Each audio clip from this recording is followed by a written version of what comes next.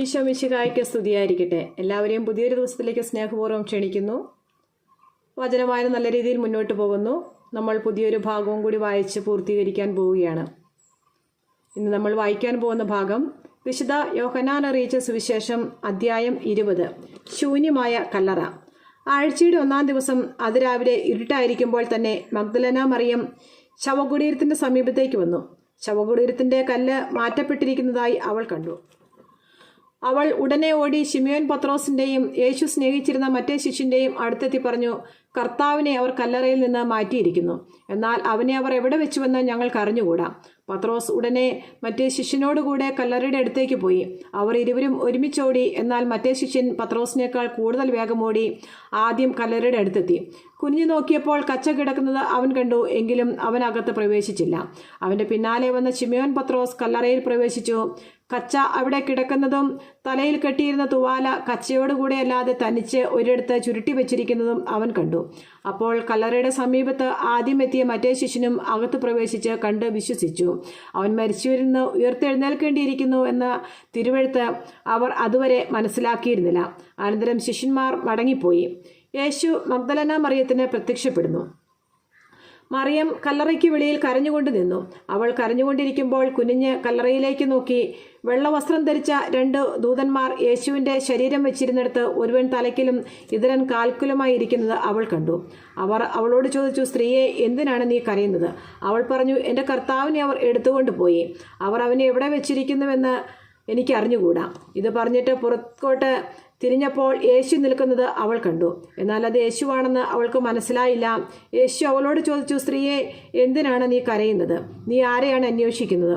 അത് തോട്ടക്കാരനാണെന്ന് വിചാരിച്ച് അവൾ പറഞ്ഞു, പ്രഭോ, അങ്ങ് അവനെ എടുത്തുകൊണ്ട് പോയെങ്കിൽ എവിടെ വെച്ചുവെന്ന് എന്നോട് പറയുക. ഞാൻ അവനെ എടുത്തുകൊണ്ട് പോയിക്കൊള്ളാം.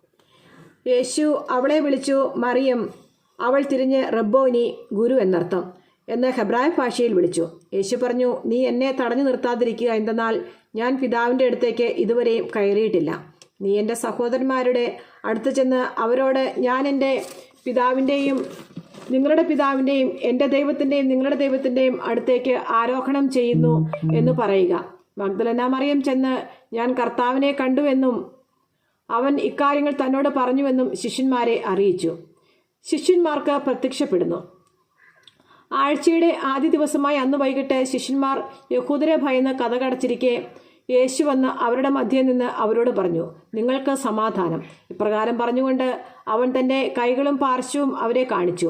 കർത്താവിനെ കണ്ട് ശിഷ്യന്മാർ സന്തോഷിച്ചു. യേശു വീണ്ടും അവരോട് പറഞ്ഞു, നിങ്ങൾക്ക് സമാധാനം. പിതാവിനെ അയച്ചതുപോലെ ഞാനും നിങ്ങളെ അയക്കുന്നു. ഇത് പറഞ്ഞിട്ട് അവരുടെ മേൽ നിശ്വസിച്ചുകൊണ്ട് അവരോട് അരുളി ചെയ്തു, നിങ്ങൾ പരിശുദ്ധാത്മാവിനെ സ്വീകരിക്കുവിൻ. നിങ്ങൾ ആരുടെ പാപങ്ങൾ ക്ഷമിക്കുന്നുവോ അവ അവരോട് ക്ഷമിക്കപ്പെട്ടിരിക്കും. നിങ്ങൾ ആരുടെ പാപങ്ങൾ ബന്ധിക്കുന്നുവോ അവ ബന്ധിക്കപ്പെട്ടിരിക്കും. തോമസിൻ്റെ സംശയം. 12 പേരിൽ ഒരുവനും ദിദിമോസ് എന്ന് വിളിക്കപ്പെടുന്നവനുമായ തോമസ് യേശു വന്നപ്പോൾ അവരോട് കൂടെ ഉണ്ടായിരുന്നില്ല. അതുകൊണ്ട് മറ്റു ശിഷ്യന്മാർ അവനോട് പറഞ്ഞു, ഞങ്ങൾ കർത്താവിനെ കണ്ടു. എന്നാൽ അവൻ പറഞ്ഞു, അവൻ്റെ കൈകളിൽ ആണികളുടെ പഴുതുകൾ ഞാൻ കാണുകയും അവയിൽ എൻ്റെ വിരലിടുകയും അവൻ്റെ പാർശ്വത്തിൽ എൻ്റെ കൈകൾ വയ്ക്കുകയും ചെയ്താലല്ലാതെ ഞാൻ വിശ്വസിക്കുകയില്ല. 8 ദിവസങ്ങൾക്ക് ശേഷം വീണ്ടും അവൻ്റെ ശിഷ്യന്മാർ വീട്ടിലായിരുന്നപ്പോൾ തോമസും അവരോടുകൂടെ ഉണ്ടായിരുന്നു.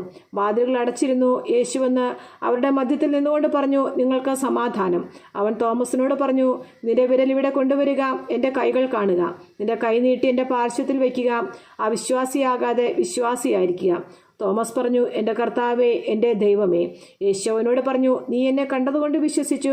കാണാതെ തന്നെ വിശ്വസിക്കുന്നവർ ഭാഗ്യവാന്മാർ. ഈ ഗ്രന്ഥത്തിൽ എഴുതപ്പെടാത്ത മറ്റനേകം അടയാളങ്ങളും യേശു ശിഷ്യരുടെ സാന്നിധ്യത്തിൽ പ്രവർത്തിച്ചു. എന്നാൽ ഇവ തന്നെയും എഴുതപ്പെട്ടിരിക്കുന്നത് യേശു ദൈവപുത്രനായ ക്രിസ്തുവാണെന്ന് നിങ്ങൾ വിശ്വസിക്കുന്നതിനും അങ്ങനെ വിശ്വസിക്കുക നിമിത്തം നിങ്ങൾക്ക് അവൻ്റെ നാമത്തിൽ ജീവൻ ഉണ്ടാകുന്നതിനും വേണ്ടിയാണ്.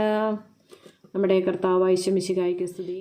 സങ്കീർത്തന പുസ്തകത്തിനുള്ള വായന. അധ്യായം 88, പരിത്യക്തന്റെ വിലാപം. കർത്താവെ, പകൽ മുഴുവൻ ഞാൻ സഹായത്തിന് അപേക്ഷിക്കുന്നു. രാത്രിയിൽ അങ്ങയുടെ സന്നിധിയിൽ നിലവിളിക്കുന്നു. എൻ്റെ പ്രാർത്ഥന അങ്ങയുടെ മുമ്പിൽ എത്തുമാറാകട്ടെ. എൻ്റെ നിലവിളിക്ക് ചെവി ചായ്ക്കണമേ.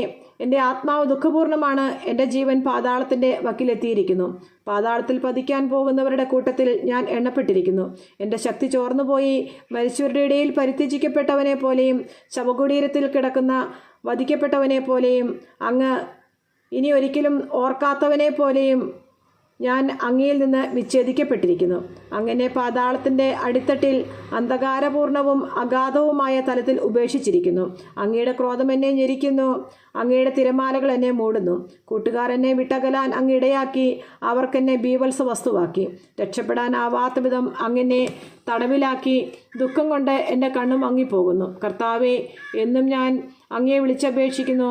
ഞാൻ അങ്ങയുടെ സന്നിധിയിലേക്ക് കൈകൾ ഉയർത്തുന്നു. മരിച്ചവർക്ക് വേണ്ടി അങ്ങ് അത്ഭുതം പ്രവർത്തിക്കുമോ? ഇടലുകൾ അങ്ങയെ പുകഴ്ത്താൻ ഉണർന്നെഴുന്നേൽക്കുമോ? ശവകുടീരത്തിൽ അങ്ങയുടെ സ്നേഹവും വിനാശത്തിൽ അങ്ങയുടെ വിശ്വസ്തയും പ്രഘോഷിക്കപ്പെടുമോ? അന്ധകാരത്തിൽ അങ്ങയുടെ അത്ഭുതങ്ങളും വിസ്മൃതിയുടെ ദേശത്ത് അങ്ങയുടെ രക്ഷാകര സഹായവും അറിയപ്പെടുമോ? കർത്താവെ, ഞാൻ അങ്ങയോട് നിലവിളിച്ചപേക്ഷിക്കുന്നു. പ്രഭാതത്തിൽ എൻ്റെ പ്രാർത്ഥന അങ്ങയുടെ സന്നിധിയിൽ എത്തുന്നു. കർത്താവെ, അങ്ങനെ തള്ളിക്കളയുന്നത് എന്തുകൊണ്ട്? എന്നിൽ നിന്ന് മുഖം മറയ്ക്കുന്നത് എന്തുകൊണ്ട്? ചെറുപ്പം മുതൽ ഇന്നോളം ഞാൻ പീഡിതനും മരണാസന്നനുമായി അങ്ങയുടെ ഭീകര ശിക്ഷകൾ സഹിക്കുന്നു. ഞാൻ നിസ്സഹായനാണ്. അങ്ങയുടെ ക്രോധം എൻ്റെ നേരെ കവിഞ്ഞൊഴുകി. അങ്ങയുടെ ഭീകരാക്രമങ്ങൾ എന്നെ നശിപ്പിക്കുന്നു. പെരുവെള്ളം പോലെ അത് നിരന്തരം എന്നെ വലയം ചെയ്യുന്നു. അവ ഒരുമിച്ച് എന്നെ പൊതിയുന്നു. സ്നേഹിതരെയും അയൽക്കാരനെയും അങ്ങ് എന്നിൽ നിന്ന് അകറ്റിയിരിക്കുന്നു. അന്ധകാരം മാത്രമാണ് എൻ്റെ സഹചരൻ. ദൈവമായ കർത്താവിന് സ്തുതി.